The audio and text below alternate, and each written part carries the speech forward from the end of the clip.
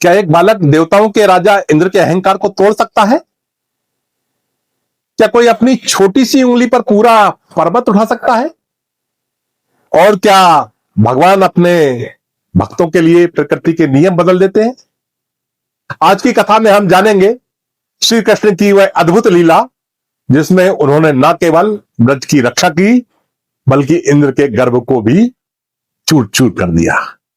नमस्कार, और आप सुनना शुरू कर चुके हैं कृष्ण जी की कथा। ब्रजभूमि में शरद ऋतु का मधुर समय था। आकाश निर्मल था, गौएं हरे भरे मैदानों में विचर रही थी और गोप गोपियां अपने दैनिक कार्यों में लगे थे।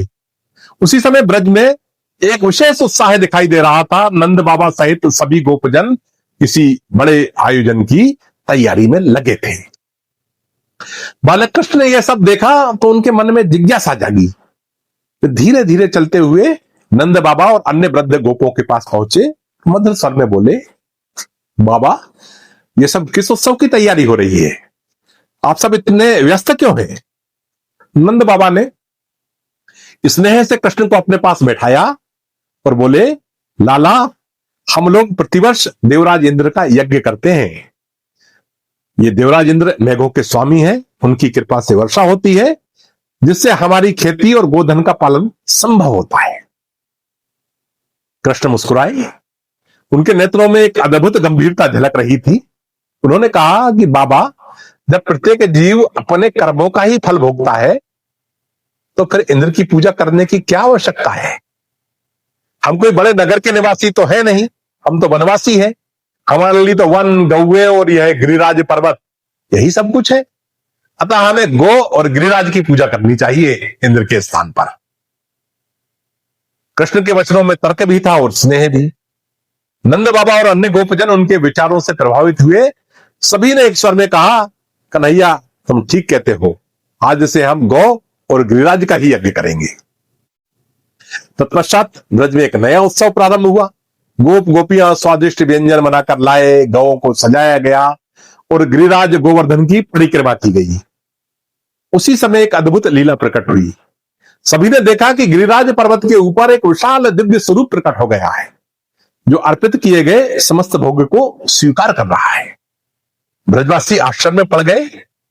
कृष्ण भी उनके बीच खड़े होकर बोले कि देखो, गिरिराज देव स्वयं प्रकट होकर हमारा अर्पण स्वीकार कर रहे हैं। वस्तुतः यह स्वयं श्री कृष्ण की ही लीला थी। वे ही गिरिराज के रूप में प्रकट होकर यह दर्शा रहे थे कि वही इस सृष्टि के आधार है। किंतु देवराज इंद्र को जब यह ज्ञात हुआ कि ब्रजवासियों ने उनका यज्ञ बंद कर दिया है तो उनका अभिमान आहत हो गया। क्रोध से भर उठे और उन्होंने प्रलयकारी मेघों को आदेश दिया कि जाओ, ब्रजभूमि को अपने प्रकोप से नष्ट कर दो।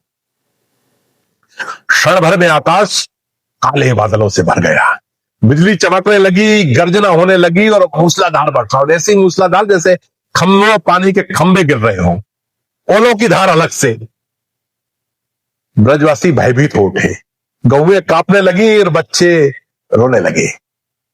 सभी गोप गोपियां एक ही नाम पुकारते हुए कृष्ण के पास पहुंचे, कन्हैया, रक्षा करो, हमारी रक्षा करो।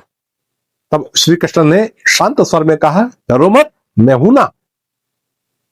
और इतना कहकर उन्होंने अपने बाएं हाथ की कनिष्ठा उंगली से गिरिराज पर्वत को उखाड़ लिया और उसे छत्र की भांति ऊपर धारण कर लिया। यह अद्भुत दृश्य देख सभी विस्मित रह गए।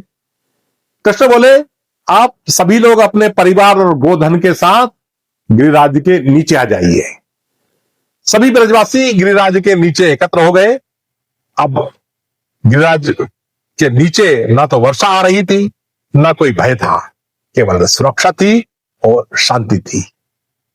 7 दिन और 7 रात तक श्री कृष्ण बिना थके, बिना विश्राम किए और बिना अन्न जल ग्रहण किए गिरिराज को अपनी उंगली पर धारण किए रहे। उनके मुख पर वही मधुर मुस्कान बनी रही। इस अद्भुत लीला का वर्णन करते हुए भक्त सूरदास कहते हैं कि श्याम लियो गिरिराज उठाई, राखे सकल ब्रज लोक इंद्र की गर्भ गिराई। और रसखान जी भी भाव विभोर होकर लिखते हैं कि गिरिराज धरियो कर छत्र किनाई, सब गोकुलापन संग बचायो। इंद्र यह दृश्य देखकर स्तब्ध रह गए, उनका अभिमान चूर चूर हो गया। उन्होंने तुरंत मेघों को वापस बुला लिया, वर्षा थम गई और आकाश पुनः स्वच्छ हो गया। लज्जित होकर इंद्र श्री कृष्ण के समक्ष आए और क्षमा याचना करने लगे। तब श्री कृष्ण ने उन्हें स्नेह पूर्वक उपदेश दिया, इंद्र अपने पद का अहंकार मत करो, देवता का धर्म प्रजा की रक्षा करना है, ना कि उन्हें कष्ट देना। उसी समय दिव्य कामधेनु भी वहां प्रकट हुई। उन्होंने श्री कृष्ण की स्तुति की और अपने पवित्र दुग्ध से उनका अभिषेक किया। तत्पश्चात इंद्र ने अपने वाहन ऐरावत को आदेश दिया। ऐरावत अपनी सूंड में आकाश गंगा का पवित्र जल भरकर लाया और उसी जल से श्री कृष्ण का अभिषेक किया गया। समस्त वातावरण दिव्यता से भर उठा।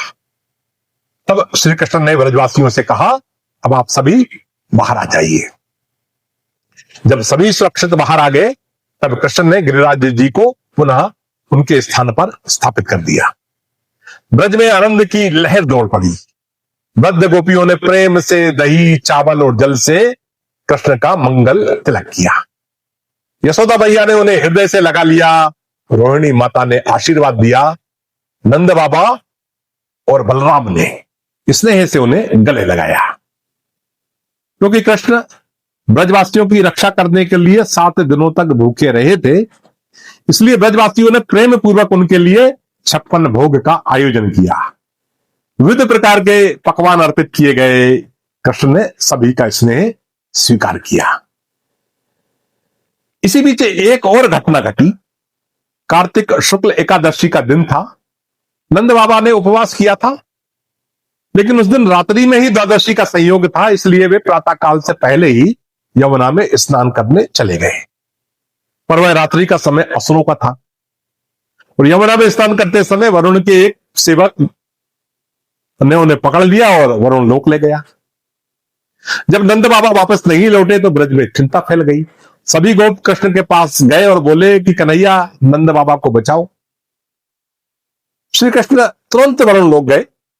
उन्हें देखकर वरुण देव अत्यंत प्रसन्न हुए। उन्होंने आदर पूर्वक कृष्ण का स्वागत किया, उनकी पूजा की और नंद बाबा को ससम्मान उनके साथ वापस भेज दिया। नंद बाबा जब कृष्ण के साथ वापस लौटे तो ब्रजवासियों की प्रसन्नता का ठिकाना न रहा। अब सभी के हृदय में यह दृढ़ विश्वास हो चुका था कि कृष्ण उनकी रक्षा करने के लिए सदैव उपस्थित है। इसी के साथ श्री कृष्ण की यह अद्भुत लीला पूर्ण होती है। यह था श्री कृष्ण कथा का एकादश अंक, जिसे प्रस्तुत किया प्रदीप शर्मा ने। यदि आपको यह कथा प्रिय लगी हो तो कृपया इसको लाइक करें, शेयर करें और चैनल को सब्सक्राइब करना ना भूलें। लेकिन श्री कृष्ण की लीलाएं यहीं समाप्त नहीं होती। अब आगे आने वाला प्रसंग है वह दिव्य महारास, जहां भक्ति अपने चरम पर पहुंचती है और भगवान स्वयं अपने भक्तों के प्रेम में बंध जाते हैं। इस अद्भुत कथा को सुनने के लिए जुड़े रहिए हमारे साथ। राधे राधे।